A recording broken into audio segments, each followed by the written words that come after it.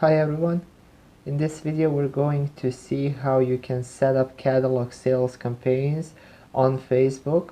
So the whole purpose of the things we did in previous videos where we connected our Shopify store with our Facebook business account was to make that campaign making process easier. Okay, so here I'm going to show you how to set up that objective. And we can start if we are in this catalog section of the business account. You can go to create ad, and from there you will have to choose an ad account from which you will set up your campaign objective and follow the steps. The other way is to go to that famously known table, so create an ad regularly and choose catalog sales among different objectives that are offered here. You choose catalog sales. You're going to give a name to your campaign, catalog sales for my Shopify store.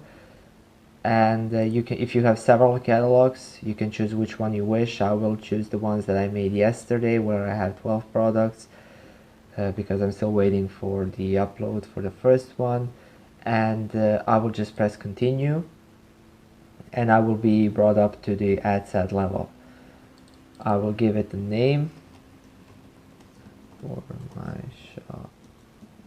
Shopify store, and from here the first thing I'm going to have is the section for products, where I can choose whether I want all 12 products to include in the campaign, or maybe I want to make some customs sections. So for example, I can make only let's say only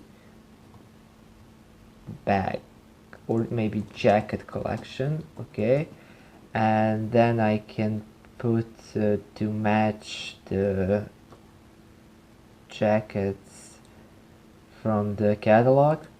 And now only in this campaign, let's say we're only going to publish ads for jackets. Okay, so we're only going to include jackets here. If I want to add another one, I can do that here. I mean another condition. I will go to create, and it will be included here. You can see jacket collection. And now I'm headed to audience section, where I can do two things. I can remarket to the people who already had some engagement with my website, or I can find new customers, new audience. Depending on what you want to do, you will need to have a pixel in any case. The first thing actually I will show you for the new audience, so it's relatively similar to the previous objectives that we covered. So you can include a custom audience if you have it. If you don't, then you can choose the location, age, gender, some detail, interest, behavior, and so on.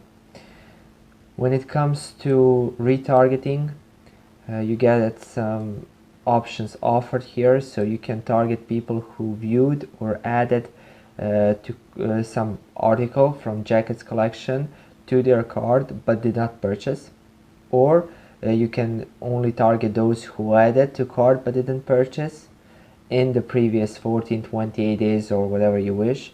You can upsell product, which means that you can promote jacket collection to people who view the product set below. So that means that, for example, if I had another collection, let's say bags collection here, I can choose it.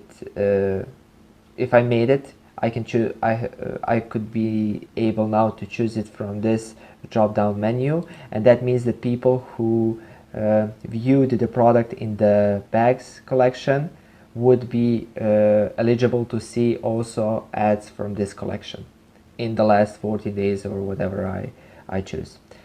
Cross-sell products, so I am able to promote jackets to people who purchase something from the other collection. Same thing, same example with bags. If somebody bought a bag, I can now offer them a jacket. And a custom combination, where I'm basically able to make my own conditions. So you can see how it works. You can add viewed, added to cart or purchased, add inclusions or exclusions. So it's more of a different things that you want to insert here if you want to make different conditions and so on. Also, you have some advanced options.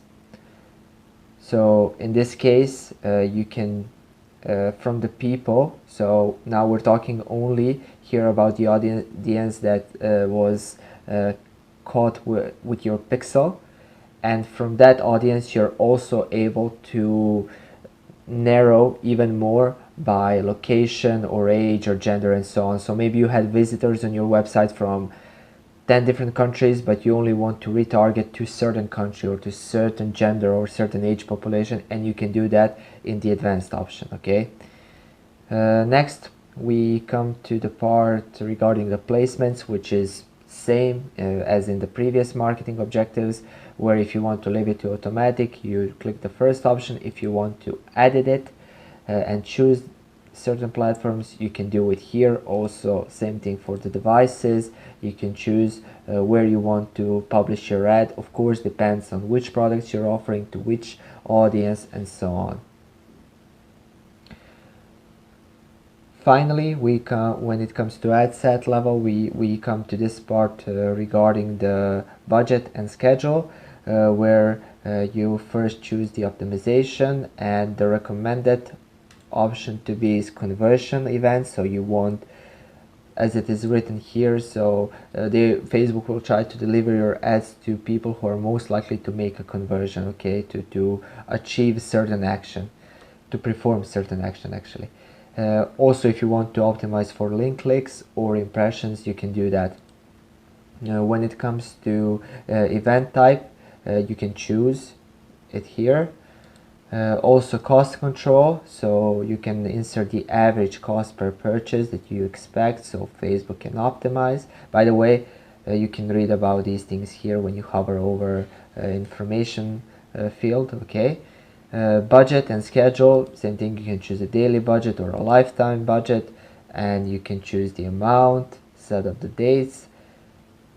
And now we're coming to the part regarding the conversion window. So the conversion window is very important because based on that Facebook will optimize conversions, and here you have different options. So after 1 or 7 days, or after a click or a view.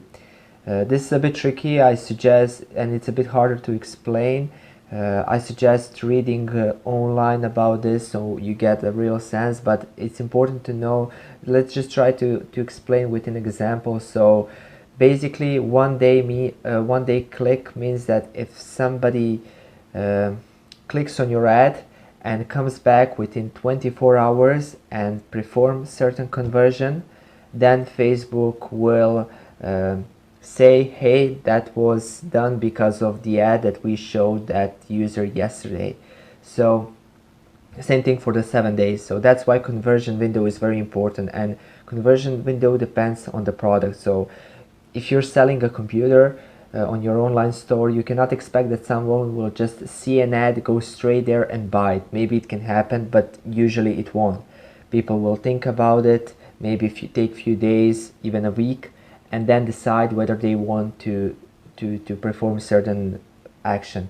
Let's say that somebody saw your ad on Monday and for a computer, and then they came back they clicked on that ad, that they read about it, they saw the offer, and they came on Friday to make that purchase.